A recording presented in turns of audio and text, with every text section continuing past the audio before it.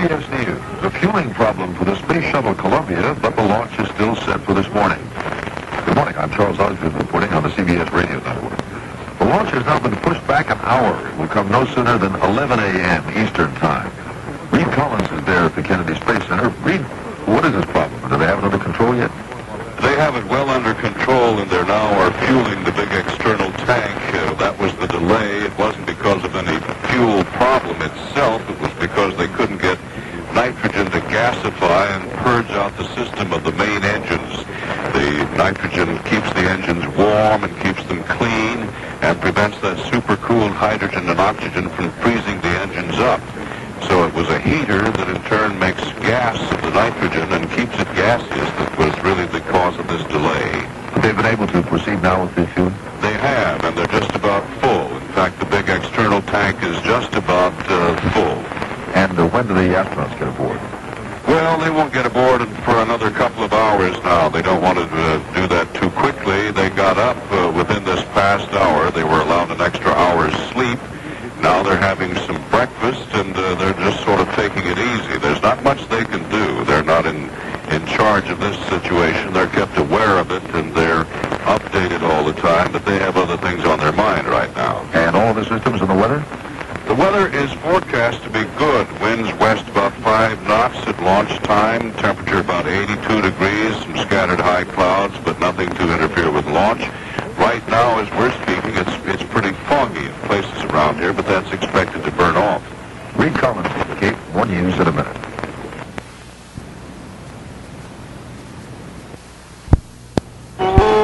Space shuttle launch delayed by 1 hour. General Motors and auto workers reached tentative agreement on a new contract. Anxious week beginning in El Salvador. Good morning. This is Dallas Townsend with the CBS World News Roundup. Up until a few hours ago, the countdown at Cape Canaveral was proceeding without a hitch. And then a hitch did develop, causing a 1 hour delay in the launching of the space shuttle. Reed Collins reports from the Kennedy Space Center. The 1 hour delay was caused by a faulty purge system that conditions the main engines during the filling of the big external fuel tank. The process of filling it with more than 500,000 gallons of liquefied hydrogen and oxygen had to be held up. NASA allowed the astronauts Lausma and Fullerton to sleep an extra hour while the problem was being solved. Once awakened, Lausma had the traditional breakfast of steak and eggs. Fullerton settled for cereal. While they filled up in the crew quarters, that external tank was being filled up at the launch pad, and all now is going smoothly. Early morning fog is burning away here at the launch site, and the weather forecast for liftoff is good. As many as 1 million people are lining the roads and causeways around the Cape to watch the fiery ascent, the third flight of Columbia. Reed Collins, CBS News at the Kennedy Space Center.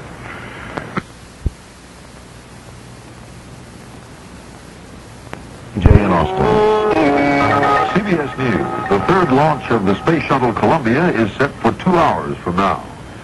Good morning. I'm Charles Osgood reporting on the CBS Radio Network. The launch was pushed back an hour this morning because of trouble with a heater that delayed fueling. We have the latest from Reed Collins at the Kennedy Space Center. Well, Lausma and Fullerton were allowed to sleep that extra hour while the problem was solved, the one which had delayed putting fuel in the big egg-like external tank. A few moments ago, the astronauts did enter the Columbia cockpit. On his radio, Lausma called to the test manager, Norman Carlson, asked how the launch team was doing. Carlson said, fine. Lausma said it was a nice day and suggested they could still get an on-time launch simply by turning back the clock. That hour's delay cannot be made up, of course, but if nothing else goes wrong, it should not affect the basic mission, which is for 7 days in space. Reed Collins, CBS News at the Kennedy Space Center. There'll be some other travelers aboard that shuttle. 24 moths, 12 honeybees, and some houseflies. The idea of Todd Nelson, a Minnesota high school student. The experiment will study how the insects behave in gravity-free space. More news in a minute.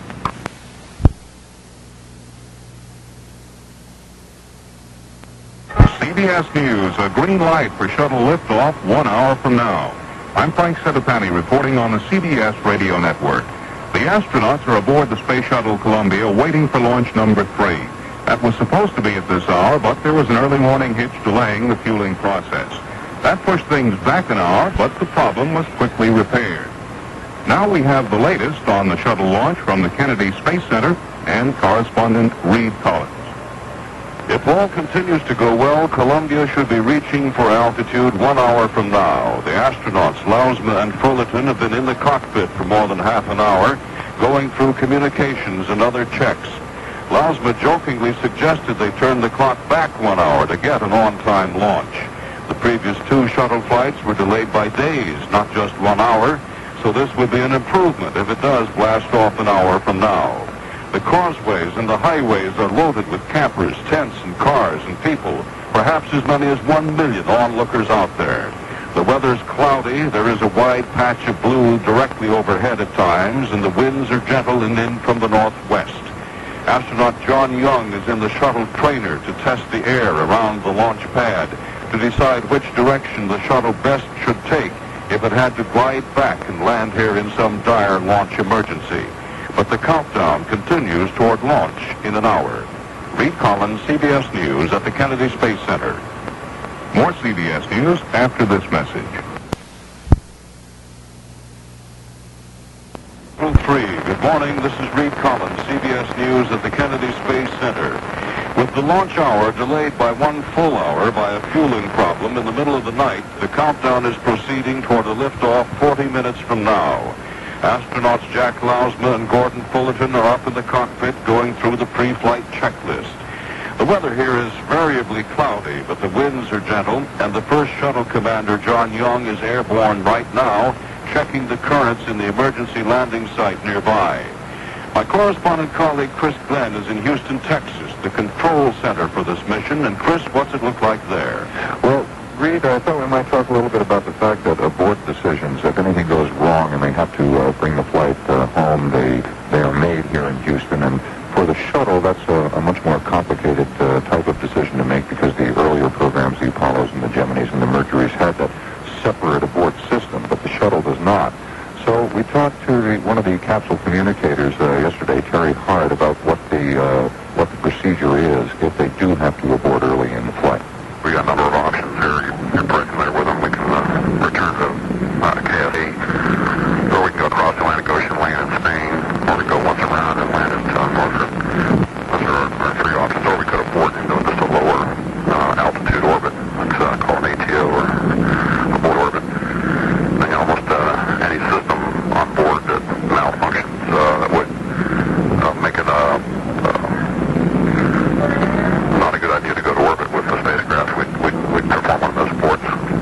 Now, Terry Hart told us that they consider that the return to the landing site, which is only available for a few minutes after launch, is considered the riskiest operation because they have to turn the thing around and bring it back at an awkward angle and sort of hang there for a while, and it's not the kind of spacecraft that's really designed to do that kind of thing, Reed. Chris, those are, of course, the contingencies, and there are several other possibilities. If, for example, White Sands, the primary landing site, were socked in or otherwise unusable, they then would have an option on the 5th orbit. They'd like to do this of coming down either here again or still at Edwards Air Force Base. Although the desert itself is mud-filled and rain-soaked, the concrete runway out there is a viable option still. So if you're going to have to guess where the shuttle might come down in some emergency, you can almost throw a tack at the world, and you might even be right. Nonetheless, this has not been the problem. The boost phase, the launch ascent profiles have always gone very well. What happens normally to glitch things up is some ground current problem here before liftoff, or something in space, such as in Shuttle 2, when you lost a fuel cell performance and had to come back a little early. But we're waiting yet for launch within this hour. Reed Collins, CBS News at the Kennedy Space Center.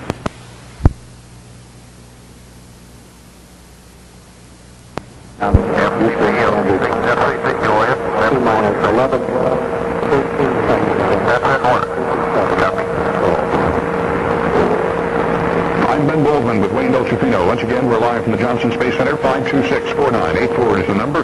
We have just gone through the system of the abort advisory checkout. All of The abort lights in the launch firing room and also on board Columbia were checked to make sure that they were operating properly. They were indeed operating properly. Wayne? Nearing very close to that T-minus 9-minute mark, fans, and then we'll have that 10-minute hole. That's basically one of the last few chances of them to isolate any major problems that could delay the launch director giving the go for the ground launch sequence to start. We're approximately 8 minutes away from picking up the countdown once again. As we come out of the hold, the ground launch sequencer located in the firing room integration console will take over command of the remaining events. At T-minus 25 seconds, the flight computer redundant set launch sequencer takes over on board the computer and checks that no launch commit criteria are violated during the remaining seconds of the count. At T-minus 5 minutes, the auxiliary power units will start. At T-minus 4 minutes, a purge of the main engines will start.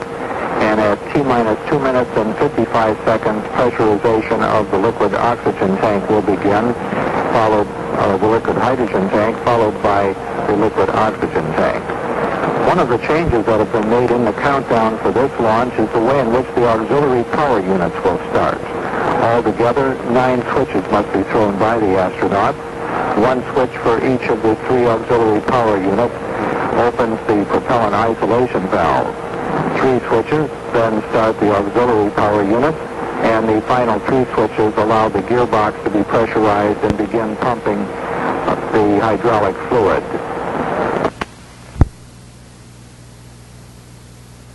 Control Center in Houston. Let's switch to Irv Chapman, who's in Mission Control. Irv? Well, fortunately, the weather doesn't matter here in Houston, where it is chilly and overcast.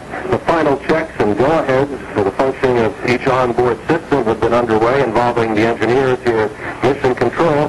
The shuttle will still be very much in your sight over in Florida when the mission controllers here before me take over direction of the flight.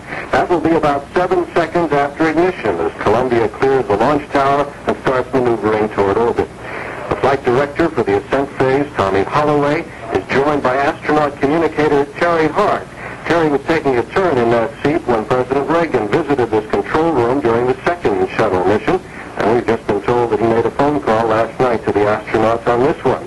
Now, the engineers are all hunched over their flight manuals and their computer information screens. Bob Walker? And of course, the prime landing site for this flight of the shuttle, the third flight of the Columbia, is White Sands, New Mexico. That decision made earlier in the week when it became evident that the runway at Edwards Air Force Base in California would not be dry enough.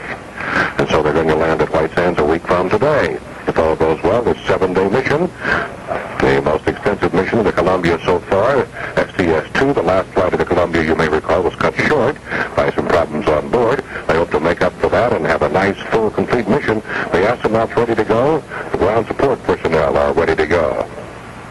Let's go now to my colleague, Vic Raptor. Not only, Bob, is it the longest shuttle mission ever, it's also the most difficult for the shuttle. They plan to put this space plane through a tough series of flight maneuvers to kind of wring it out and see what it'll take. Astronaut Charles Bolden is joining us again on coverage of this mission. Charles Bolden, what kind of maneuvers are they going to do? What are they going to put this plane through? Well, Vic, as you said, it's an ambitious flight. We're going to maneuver it on orbit to subject the vehicle to extremes in temperature.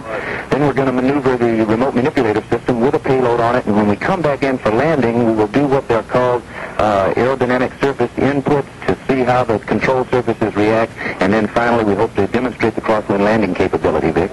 And we're also going to try and turn this shuttle around as quickly as possible so that STS-4, the next flight in this series, Bob, can go toward the end of June. And that will take some doing, but don't sell them short. I'm certain that they can do that.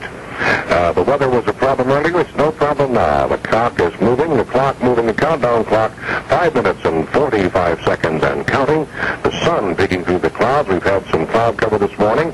Some early morning fog, but that's no longer a problem either. Overhead, as you say, the clouds are clearing out, and I wouldn't be surprised if in the next 5 minutes we have blue sky right above the Space Shuttle Columbia.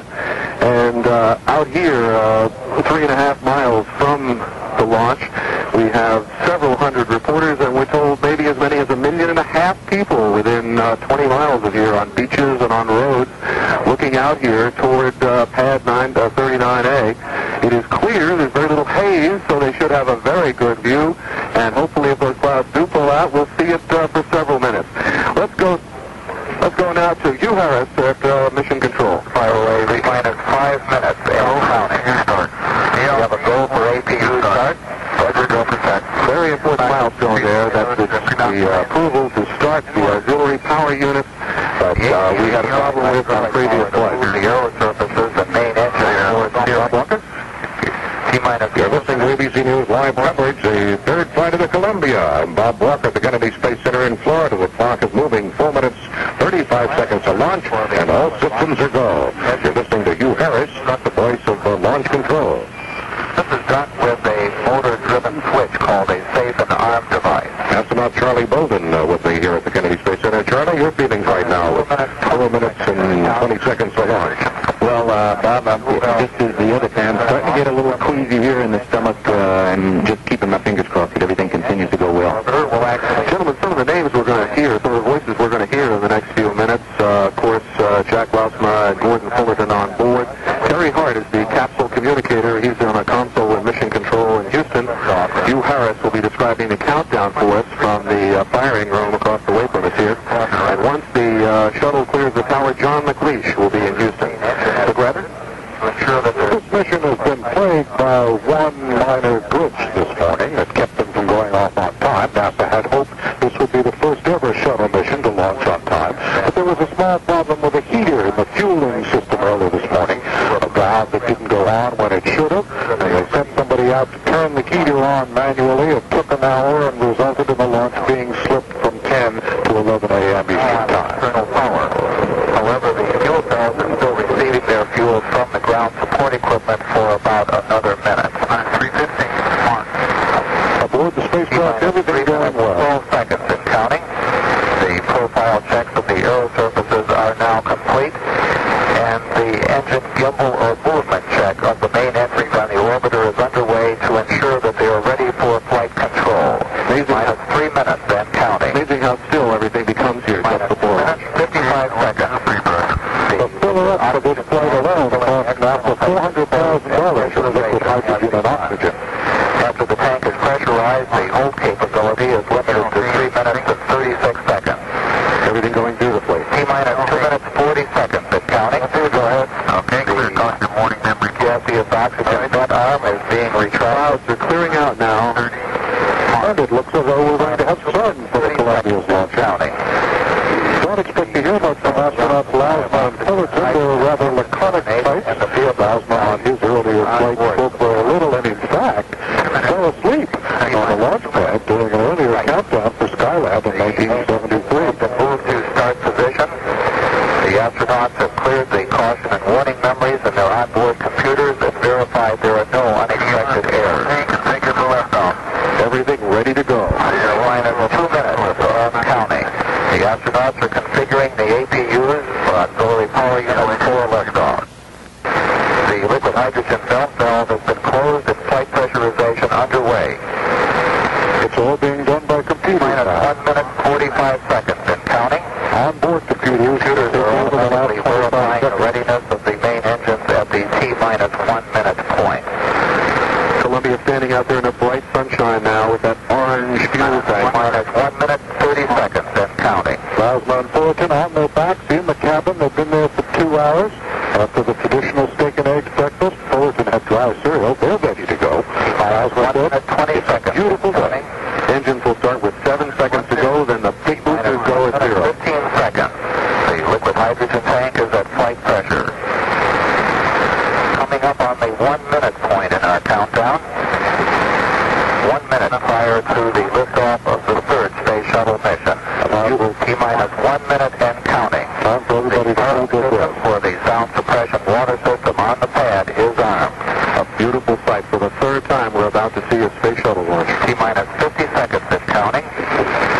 And we're coming up on the 31-second mark where the last shuttle countdown was held. 15 seconds away from switching command of the countdown from the ground computers to onboard computers. Everything going according to plan. Flight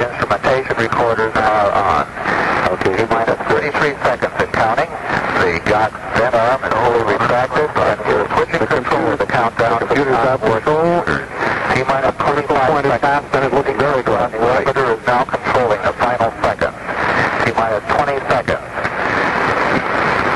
T-minus 15, 14, 13, 12, 10. We're full for main engine ignition. 8, 7, 6. We have main engine ignition.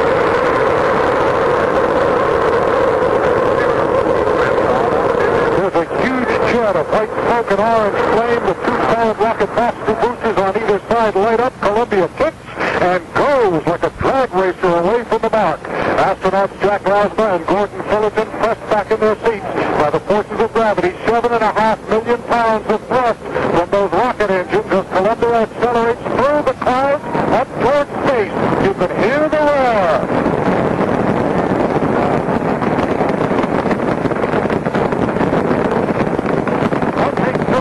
Now Columbia rolls over on her back, crossing the beach, 600 miles an hour, headed in the programmed course toward an orbit of 130 miles eventually. A beautiful sight. The jet of orange flame from the back of Columbia extending out as far as we can see, about a quarter of a mile. Already, full of white smoke. Already over 4 miles high.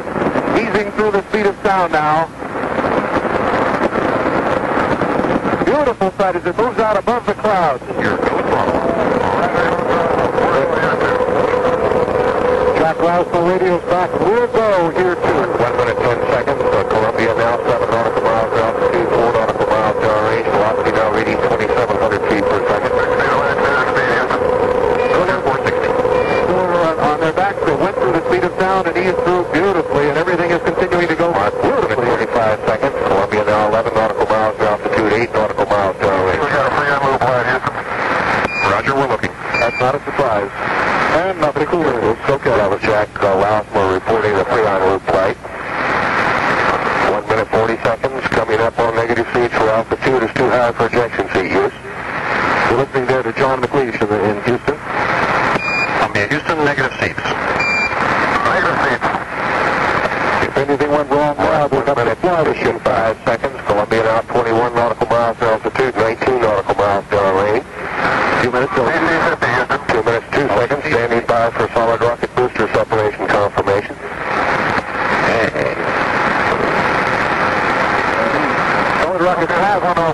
Solid rockets have separated, successfully separated, and we can see it from here. Seconds, confirm solid rocket booster separation. Roger, Columbia, we confirm guidance converged. Looking beautiful here. 23 seconds, onboard guidance is converging as programmed. Columbia is now steering for a precise weather in space for main engine cutoff. 3,300 miles an hour. 30 seconds, standing by for 2-engine PAL capability. That means on 2 engines, they get across the Atlantic.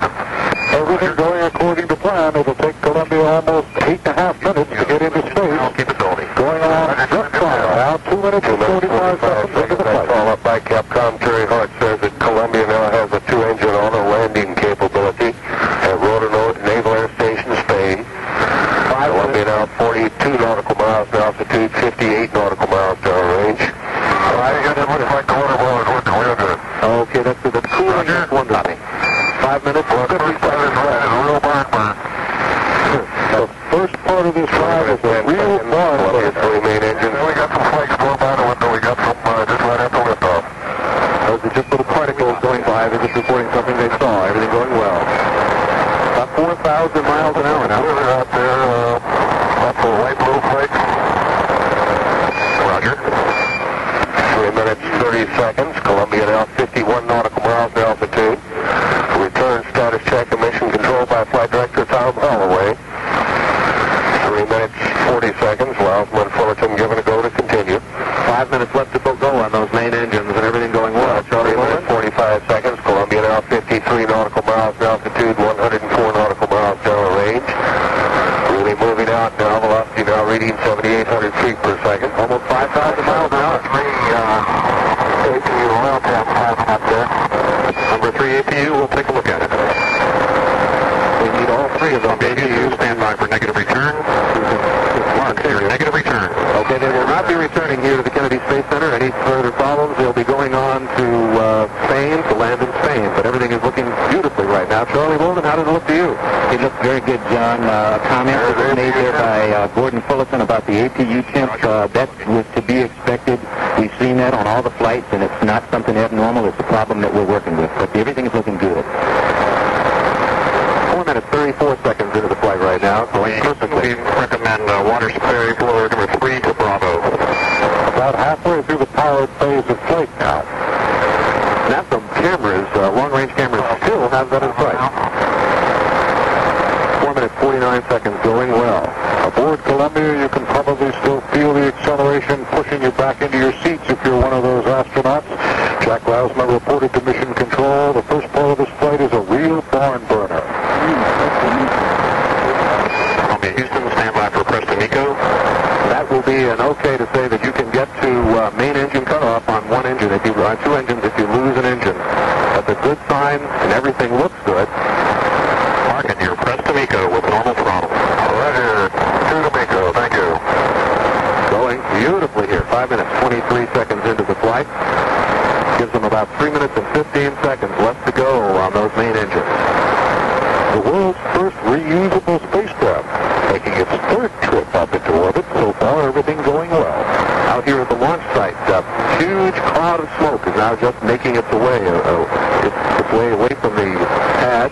Columbia, Houston, we're still watching the temps on APU-3. They're still climbing. We'll keep you advised. Okay, we are. 2 minutes, 50 seconds left to go on these engines. They're now 55, almost 55 miles high. Pretty soon they'll start nosing over, or they are nosing over right now. Houston, you have single-engine TOW capability. Roger, single-engine TOW. They're nosing over now to build up speed. They call single-engine TOW capability, which means that on one engine they could get across the Atlantic and they could land in Roga, Spain. They don't want to do that, of course. They want to go on into orbit, and it looks like they'll be able to do that if everything continues as well as it's going now. 6 minutes, 20 seconds into the flight. Once they get up there, they'll spend 7 days in orbit in a kind of cramped cockpit about the size of a large van. The two astronauts have 9 scientific experiments and a great deal of other work to do. As Charles Bolden reported earlier, coming back, they'll ring out the spacecraft with a series of flight maneuvers to see how tough it is and how far it can be pushed. Pretty soon they should give them a call, single-engine Preston Eco, which means that they could get into orbit or get into... Columbia, Houston, no action required at this time, but be advised we're thinking of shutting down APU-3 after single-engine Preston Eco. Okay, no problem. Okay, right. Sure. They need 3 of these APUs to continue with the main engines, but once they get Preston Eco, single-engine Preston Eco, they could shut down one of those APUs. And that should be coming up any minute now, this single-engine Preston Eco call. Okay, we're getting some horizon, nothing up for power window now, boy. It's really a beauty. Okay. Roger, sounds good, Jack.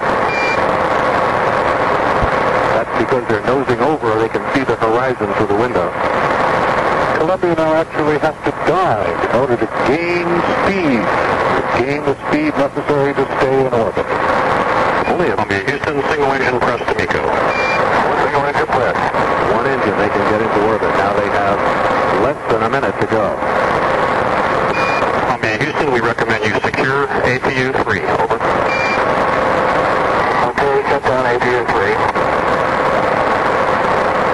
50 seconds now until they shut down those main engines. They have just shut down one of the auxiliary power units.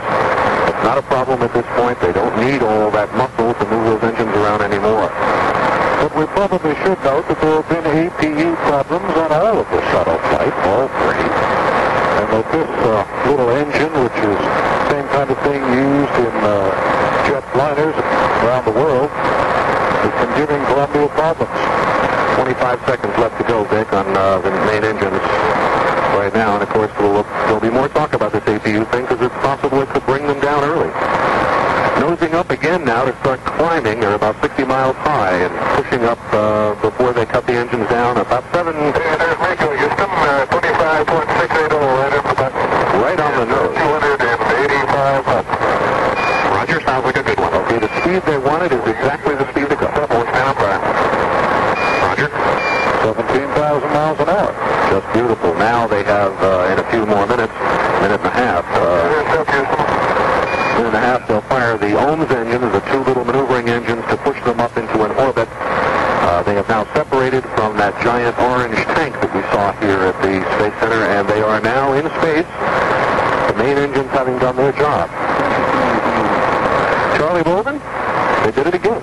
Well, they sure did, John, and I think we can all be proud. I might point out one thing about the APU so that nobody gets alarmed. It's actually not the APU or the auxiliary power unit that's been giving us the problem. We use a water spray boiler through which the oil runs to cool down, and that water spray boiler is what's not working. So we will have that auxiliary power unit available for the on-orbit portion and for the landing. Okay, they have just been given approval to fire the engines up at 10 minutes and 33 seconds into the mission, the two maneuvering engines to push them up into a 46 by 130 mile orbit. And Charles Bolden, this kind of thing was expected because of the cold of space, wasn't it? The problem with the APU? Yes, Vic, in a way it was. We have been experimenting on both the second flight and this one with the amount of what we call preload, or water that we put in the water spray boiler. It's kind of like an oil cooler in a car, and what's happening is the water is freezing up, and it causes us not to be able to cool the auxiliary power unit oil sufficiently. So that's why we had to shut it down to keep from damaging the auxiliary power unit. Columbia now at burn attitude, in burn attitude. Less than 10 seconds now, they'll ignite those two maneuvering engines to put them into a higher orbit. And everything continues to go well for STS-3. We should hear a report on that burn, and we'll hear chamber pressures like 90, 95, something like that that'll tell us those engines are going well. Anything above 90. 10 minutes, 43 seconds. The prop systems controller reports ignition, two good engines. Okay, well, we didn't hear 90, 95, but everything apparently is going very well. We are doing the first ohms burn now. This is the quietest crew in some time. They just have not talked a lot, or even a little, on this flight so far. All they're doing here is giving a little nudge of about 130 miles an hour to their speed to push them into a higher orbit. Still, the smoke from launch is still around that launch pad out there. People are now making their way toward their cars here at the Space Center. Houston, 30 seconds left. Configure LOS. The burn's looking real good. Going over the hill. We'll see you at Madrid. All right, they're moving away. Okay, the burn is looking real good with that time. And see you at Madrid. They're moving out of the tracking station at Bermuda, and they will be out of the, will not be tracked for the next few minutes, and the Madrid tracking station will pick them up a little bit later. But everything looks just beautifully here. And there have been no problems which so far might interfere with the 7-day flight, which is planned for astronauts Jack Klausner and Gordon Fullerton. Bob Walker? You know, the liftoff this morning, I was talking with Charlie Bolden here a moment ago. There was more rattle here, Charlie. Shuttle control noise. Well, they sent it as they have been the first two. You think the cloud cover is responsible for that? I think so, Bob. As you noted, the vehicle went into the clouds very shortly after liftoff, and I think we were just getting the energy reflected back on us, and it was significantly higher than what we had seen on the first two launches. Well, it shook this entire building here, I'll tell you. It shook it and shook it and shook it. Rick Radner? Everything's still going according to plan, and if all goes well throughout a long first day, the astronauts will get out of their pressure suits and be able to get things set up, kind of set up housekeeping. They have a lot of experiments planned during the flight, which runs for 6 more days, and if all goes according to plan, they'll be landing, as Bob Walker said, in the New Mexico desert, where a kind of tent city is being built by NASA, and that'll be 1 week from today. Tent and steel. I see a lot of steel grid work going up to this morning as the NASA monitors were giving us a peek at the activity going on in White Sands, one of those high deserts where you wear a jacket in the morning, and as soon as the sun pops out and becomes to come up over the horizon, off goes the jacket and on goes the sweat gear. But things will be in place at White Sands for the landing. The Edwards Air Force Base, Hugh Harris was telling us this morning, Charlie Bolden, that landing strip would not have been dried for another 4 to 6 weeks perhaps. That's correct, and that was the biggest thing that precipitated our choice to move it to White Sands or the Norfolk Strip, where the conditions are excellent right now. The conditions were excellent here for launch 2. There were absolutely no problems at all getting the bird off after that small problem last night with the heating unit and the purge system of the fuel lines. That was corrected. A man went out and did the heater automatically. ABC News will continue up-to-date coverage of the third flight of Columbia and our regular newscasts throughout the day.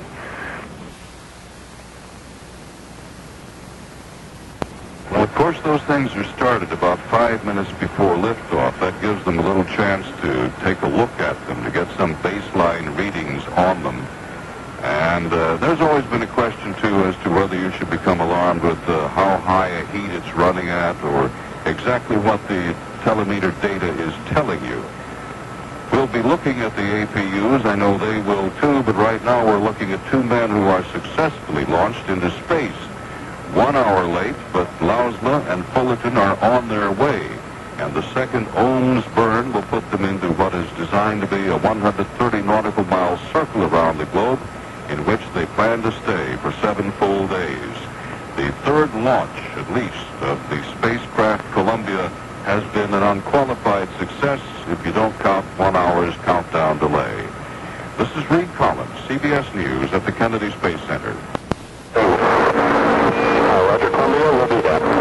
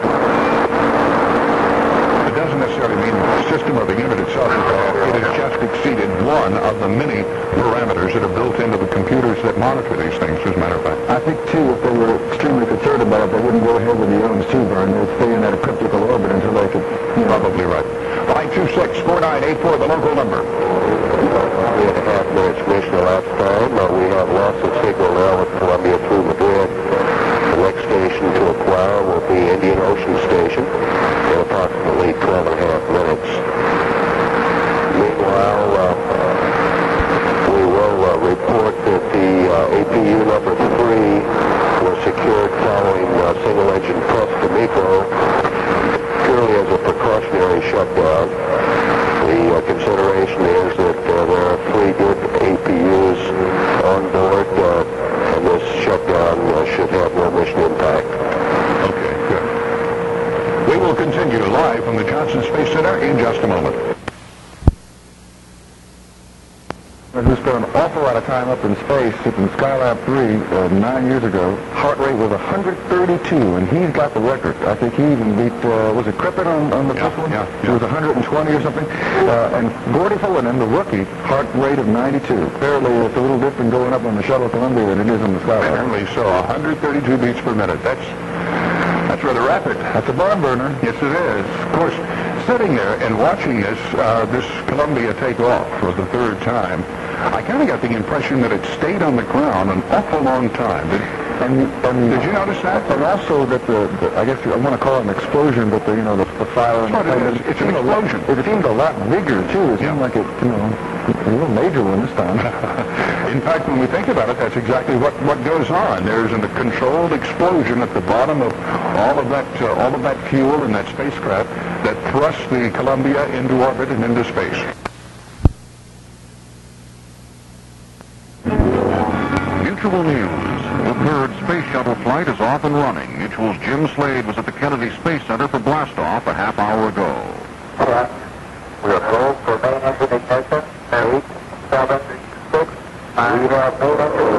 You already have it, and there's the cloud of smoke. The shuttle is getting ready to lift off. There's fire in the tail, and there she goes. Clearing the tower. Shuttle 3 is on its way to space. Roger, Columbia rolling. Shuttle rolling now. Mission control confirms all maneuver started. Mission control confirming everything's fine. The shuttle is steering on for the launch trajectory up to a cloud deck here at the gate. Listen to that. Mutual's Jim Slade at the Kennedy Space Center. The shuttle Columbia has been inserted into Earth orbit. Already there is a problem aboard the shuttle. Astronauts Fullerton and Lausma have been forced to shut down one of the spacecraft's auxiliary power units. This after an abnormal temperature reading on one of the ship's 3 APUs. This development has not put the astronauts in any danger. NASA officials say they will monitor the APU problem closely. This is news from Mutual Radio. Fred Lowry reporting. 3. This is Reed Collins, CBS News at the Kennedy Space Center. They're on their way. Lausma and Fullerton blasted off from the Cape some 35 minutes ago. They're now preparing for the second of 2 rocket firings that will put them in a circular orbit 150 statute miles above the Earth. There they plan to remain for the next 7 days. More on the mission after this. On the way toward orbit, an auxiliary power unit on the spacecraft seemed to be overheating. Chris Glenn at the Johnson Space Center in Houston gets a closer look. Chris? Reed, there are 3 of those APUs, or auxiliary power units, aboard, and the mission rules, we understand, are that if one goes out, that is, if there are still 2 APUs remaining in service, they will go ahead with the mission. And in this case, they had the 2 left, so shutting down unit number 3 was not a matter of enormous concern at this point. As to what happened and why, they're still working to figure that out, as we hear from Charles Redmond, the public affairs officer for NASA here.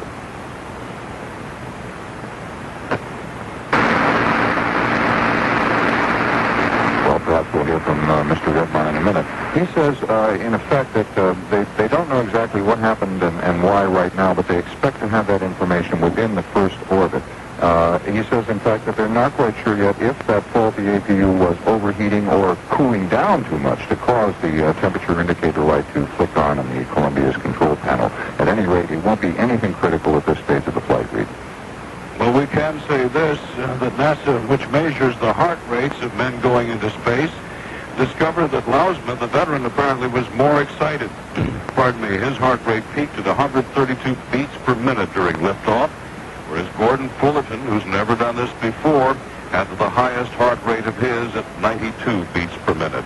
And 1.5 million hearts in this area beat along with them. Reed Collins, CBS News at the Kennedy Space Center.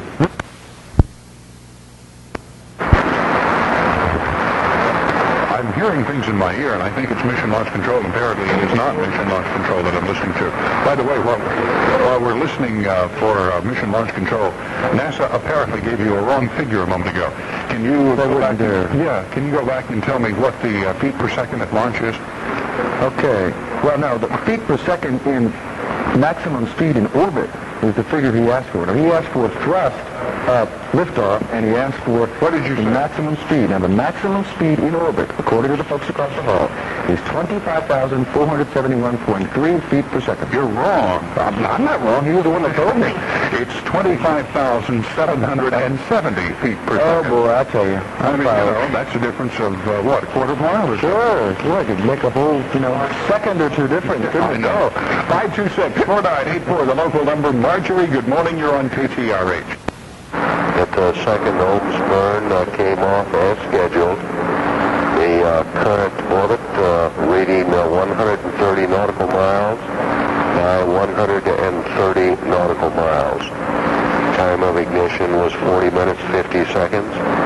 The delta V 152 feet per second. The burn duration 1 minute 32 seconds. At 47.5 minutes mission elapsed time, this is Shuttle Control Houston. Well, that Ohms 2 burn was 1 second longer than originally scheduled. I don't know what that means. I'm ashamed, though, I can tell you that. And to Rick, go ahead. I'm sorry.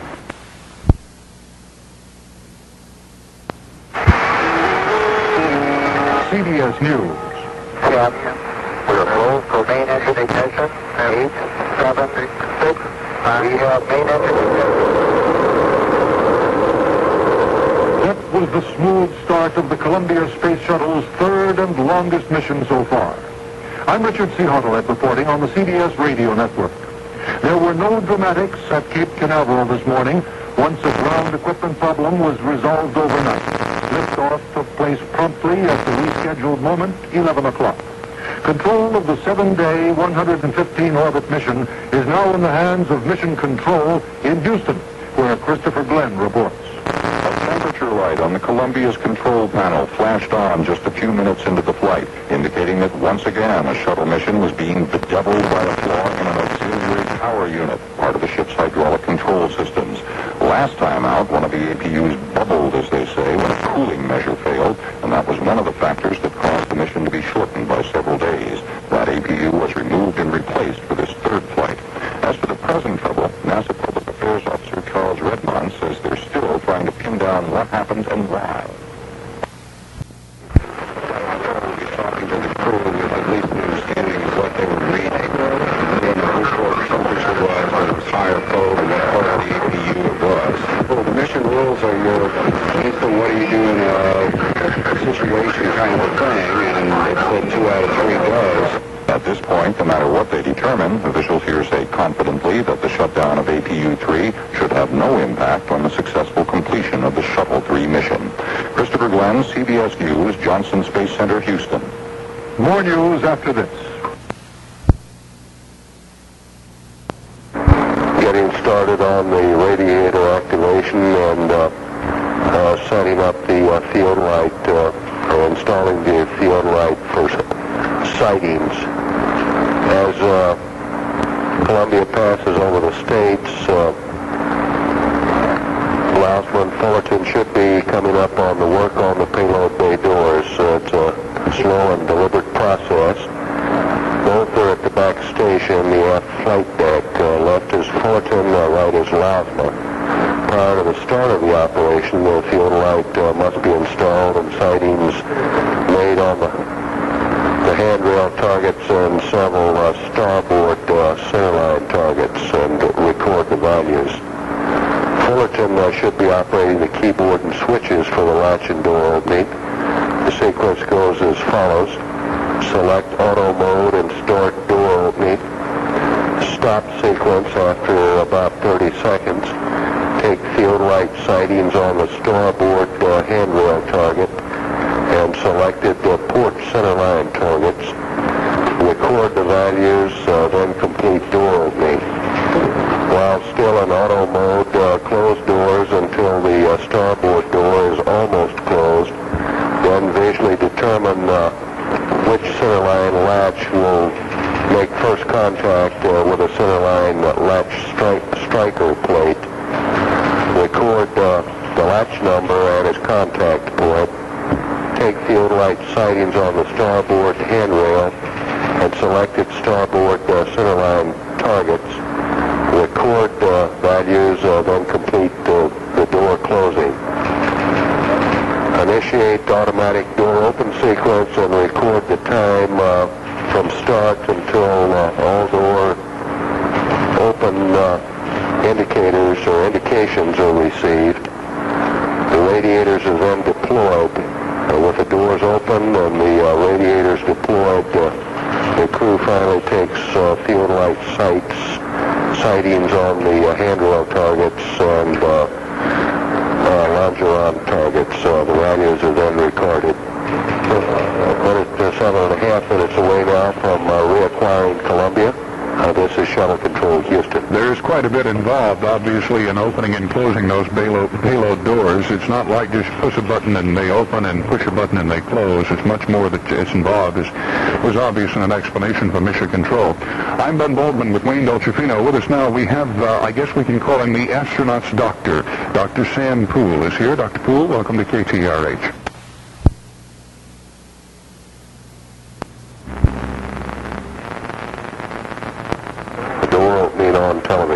We now have television pictures from Columbia. Constraints. And I can't really adjust myself to where we are here. Can you? No. And some of the first TV pictures off the flight of Columbia are coming in now. It looks like it is... Well, I really can't tell.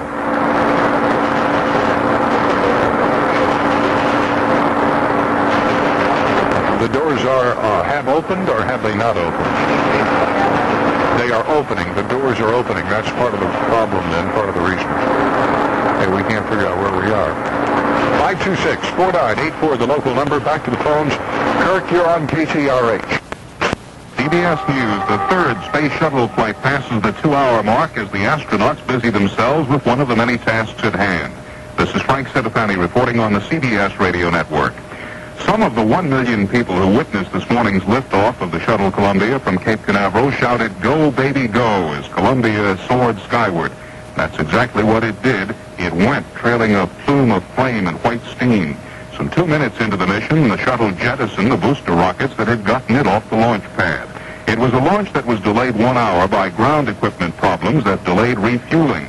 A short time into the flight, a problem was detected with one of Columbia's auxiliary power units, but space agency officials say that should not have an impact on the mission, which is scheduled to last 1 week. At the moment, astronauts Lausma and Fullerton are testing Columbia's payload bay doors, one of the first of their many assignments. More CBS News in a minute. The third time was a charm. Once an early morning heating problem was fixed, the countdown went like clockwork, with Columbia lifting off the pad on the first try, a big psychological boost to the space shuttle program. After the takeoff, concern about the auxiliary power unit once again. The shuttle's hydraulic system, one of the units was shut down, but NASA technicians say they expect it to work when it comes time to come home.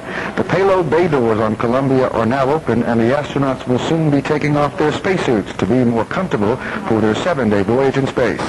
Live from the Johnson Space Center, Wayne Dolcefino, KTRH News.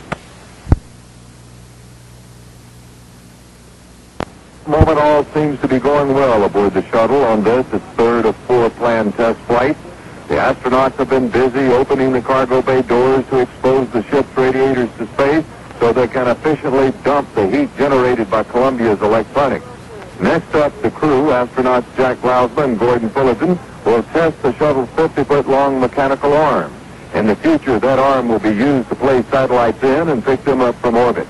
When Columbia passed over this country a short while ago, the astronauts were to open the cargo bay doors for their first television show. They didn't make it. Hey, Terry, we're running a little late here, and we got to take our first set of target readings, so we probably won't be able to show you the doors opening. Roger, no problem at all, Gordo. Just proceed at your own pace there. 1 hour, 40 minutes initial lapse time. That was Gordon Fullerton reporting that they will probably not be able to show the door opening on television.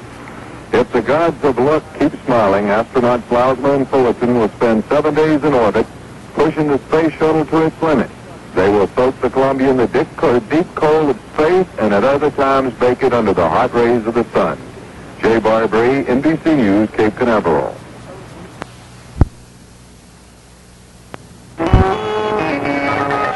CBS News. The Columbia and its crew are sailing smoothly through space. I'm Douglas Edwards reporting on the CBS radio network. For 3 hours now, astronauts Gordon Fullerton and Jack Lausma have guided the Columbia on what's planned to be its longest mission yet, 7 days in orbit. More from Christopher Glenn at the Johnson Space Center in Houston. Still in their pressurized launch suits, astronauts Lausma and Fullerton should be able to take them off soon, now that Shuttle Columbia has passed its critical payload bay door opening test. The crew fell slightly behind schedule just before the doors were first cracked open and then opened partway and then opened for good, and the cargo of experiments was exposed to space. But Lausma finally reported all well as Columbia came round from the night side of Earth. Okay, Houston, we got the starboard door open, and there goes the port door. And the open powers look good, tile-wise. We don't see any marks there at all that weren't there before we left. Roger. And we got both the doors open, 317. Looks like the sun's coming up. If the doors had not responded correctly, it might have meant the mission would be scrubbed on the 4th orbit. But with that critical juncture of the flight now passed, the astronauts should be getting a go for the entire 7-day mission within a few minutes. Christopher Glenn, CBS News, Johnson Space Center, Houston. Now, this message. Columbia is flying high, circling the Earth in orbit now. Its crew already busy with the flight program. Correspondent Peter Hackett is following the flight for Mission Control in Houston. Columbia is passing now over Hawaii on orbit 3. They've told Mission Control they're running a bit behind on the timeline, what with all they're busy with up there. So the first television pictures from this flight have now been delayed. Houston had wanted to watch the opening of the big payload bay doors. Those two 60-foot-long metal doors, each weighing 1.5 tons on Earth, of course weightless in space, are now open. No problems reported. At last radio contact, crew reported a spectacular view. Peter Hackett, NBC News at Mission Control, Houston. That alert has been called off at the crippled nuclear reactor at 3 Mile Island, Pennsylvania now. A low-level alert was called this morning when they detected a leak of radioactive water.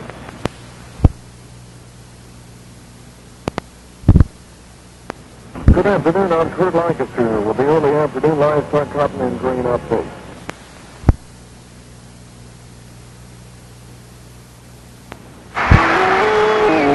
CBS News, Houston flashes a big green light for the Shuttle Columbia's week-long mission in space. This is Frank Cittofani reporting on the CBS radio network. Christopher Glenn at the Johnson Space Center has the latest on the flight at the 4-hour mark. A pair of exultant astronauts heard ground-to-space communicator Terry Hart give them the word to proceed with a full week-long mission. Columbia, Houston, enjoy the view. You are go for orbit. Roger, good news, go for orbit. I don't know a better place to get it. We got a great view just looking down. We went just north of Phoenix. Lausma and Fullerton sounded almost like tour guides as they flew upside down over the United States. They even requested that they be left alone to gawk at the view. But they were called back from their reverie by ground control, anxious for them to tend to their spacecraft-keeping chores. They still have to turn on the package of scientific experiments in the payload bay, perform a test to see what attitude Columbia will assume if it's just left to dangle in orbit, and they'll put the spacecraft into the first of 3 so-called thermal positions, the first with the tail to the sun for a whole day, to see how well Columbia fares being alternately baked and frozen over a temperature range of 400 degrees. Christopher Glenn, CBS News, Johnson Space Center, Houston. A problem on the ground delayed fuel loading this morning and put the liftoff an hour behind schedule, but once Columbia did get going, it was smooth sailing all the way. More CBS News in a minute. Mutual News. All is going well in the Space Shuttle's 3rd mission into space. Astronauts Gordon Fullerton and Jack Lausma are orbiting Earth about every 90 minutes, and they're already conducting experiments. While flying over Hawaii, Commander Lausma described the view from the payload bay doors. We have got a spectacular view. It's really hard to stop looking out the window. We're top down, looking down there toward Hawaii somewhere, and mostly blue water though, and clouds. Astronaut Jack Lausma. The only flaw in the launching of Columbia was an overheating auxiliary power unit. The shuttle has 3 APUs, and 2 are required to be operational to continue the flight. NASA officials have given the astronauts a go for 115 Earth orbits.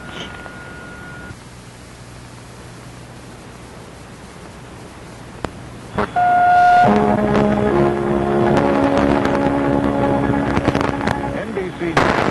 I'm Mike Moss.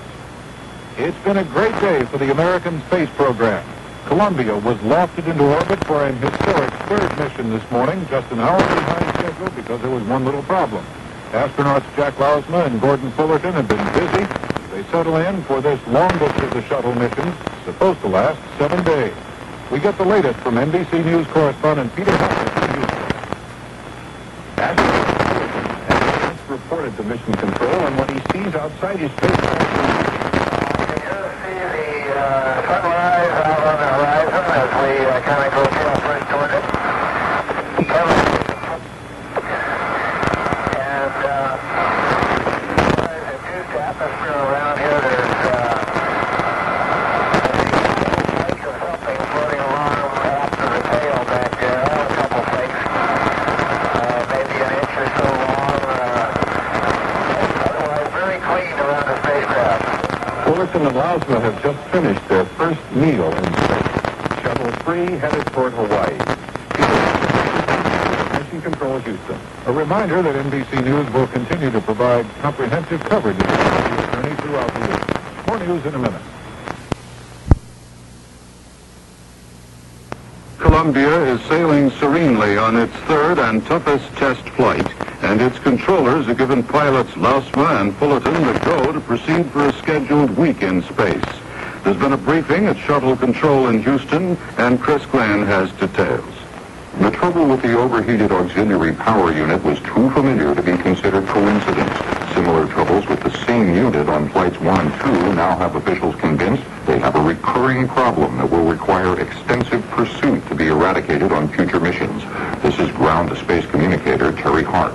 This problem is unique to Ascent. The cooling problem we've seen on all 3 launches, and yet the same APU was adequate for entry. Because of this associated freezing problem doesn't occur on the way down and seems to be something to do with climbing up through the atmosphere. For the current mission, the officials insist they expect APU-3 will be usable when it's required again for descent and landing. And they say the problem may not be with the APU itself, but rather with the cooling system that's supposed to keep it from doing what it does, overheat. Christopher Glenn, CBS News, Johnson Space Center, Houston.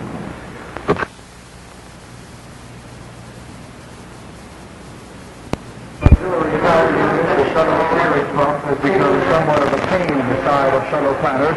On all 3 flights, one of the APUs, number 3, has overheated. And NASA thinks it's a problem related only to launch and not re-entry. At least they hope so. Despite that problem, NASA's ascent team boss Tommy Holloway is extremely optimistic about the fate of the 7-day mission. I think we're well. Our orbiter's in good shape, and if we launch every flight with and arrive at 4 hours with the number of failures that we have today, we'll be in great shape. I suspect that if you ride on a 747, you lift off with similar type situations every time you take off from the airport. Astronauts Lousma and Fullerton have been marveling at the view of Earth from 130 miles in space. It's lunchtime on orbit number 5, a feast that includes turkey tetrazzini franks and freeze-dried bananas. Live from the Johnson Space Center, Wayne Dolcefino, KTRH News. The Houston... Smoothly, the astronauts have been given the go-ahead for the full 7-day mission. The only major problem today, and it was relatively minor, was an overheated auxiliary power unit that was shut down. Shuttle Flight Director Tom Holloway at the Johnson Space Center in Houston told reporters at the first change of shift briefing he is delighted with the mission so far. With the situation that we have today, I think we're in a very bright situation already. Things are well. Our orbiter's in good shape, and if we launch every flight with and arrive at 4 hours with the number of failures that we have today, we'll be in great shape. I suspect that if you ride on a 747, you lift off with similar type situations every time you take off from the airport. Shuttle Flight Director Tom Holloway briefing reporters at the Johnson Space Center in Houston. This is news from Mutual Radio. Chuck Wheeler reporting.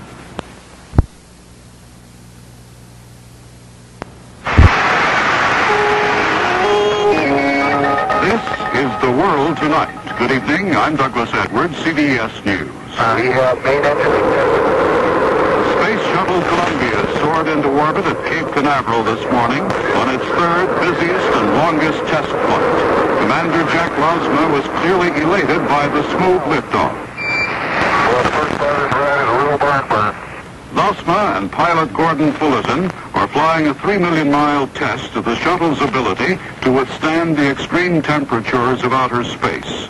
It's scheduled to be a 1-week flight, and Christopher Glenn at Mission Control in Houston reports on day 1. It was just a few minutes into the mission when old trouble popped up anew, overheating of auxiliary power unit number 3. It was shut down without incident and is expected to be usable when next needed for descent and landing. But since very similar problems occurred with the same unit during ascent on the other 2 flights, officials now admit they have a gremlin that needs a lot of work. Other aspects of the flight, though, appear smooth as glass. The astronauts greeted their go for a full week in space with delight. They marveled at the view as they passed upside down across the U.S. and pleaded for time away from their space chores to enjoy it. The payload bay doors were opened without a flaw, exposing a pallet full of experiments to space. Work begins tomorrow with the huge mechanical arm tested last time, but first, Lausma and Fullerton, after a long day's journey, will get a good night's sleep as Earth slips silently round below. Christopher Glenn, CBS News, Johnson Space Center, Houston. The World Tonight continues in a moment. Head of the Voice of America, James Conkling, resigned, leaving unanswered questions about administration efforts to mold the VOA to its liking. I'm Stephanie Shelton reporting on the CBS radio network, and we have news. Everybody in the Earth 150 miles back. Astronauts Jack Lausma and Gordon Fullerton enjoying the views as they go about their duties. After liftoff this morning from Cape Canaveral, an hour late, the astronauts were given the go-ahead for the full 7-day mission.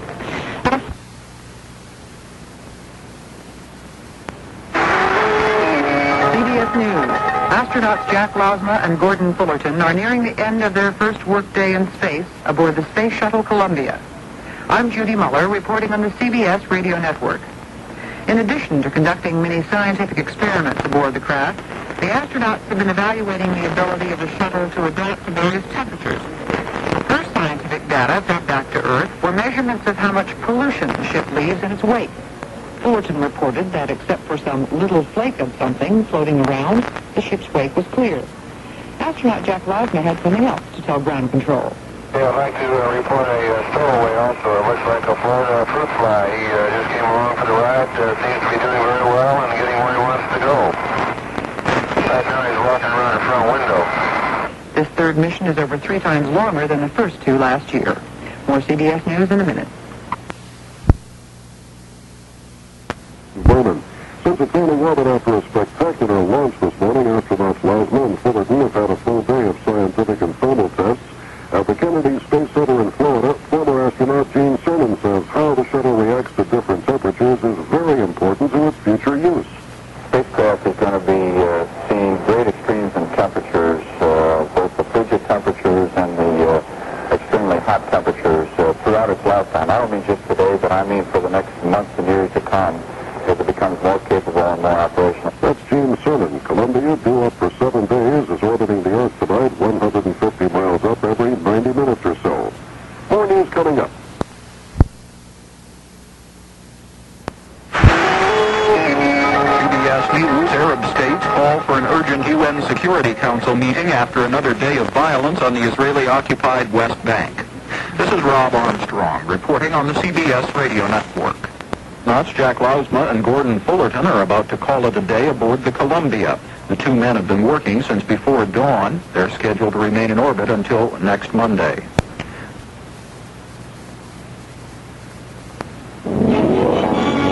Mutual news. But not during their sleep cycle at the moment. There has been one problem during the flight of the Columbia. One of the auxiliary power units acted up. Mission Control spokesman John McLeish says the power unit was shut down as a precaution. Although analysis is not complete, the problem is believed to have been due to a freeze-up in the water flow boiler, and also a peculiar problem. We've also seen similar problems in STS-3 and 2. The APU is Control spokesman John McLeish spoke with reporters at the Johnson Space Center in Houston. This is news from Mutual Radio. John Henrihan reporting.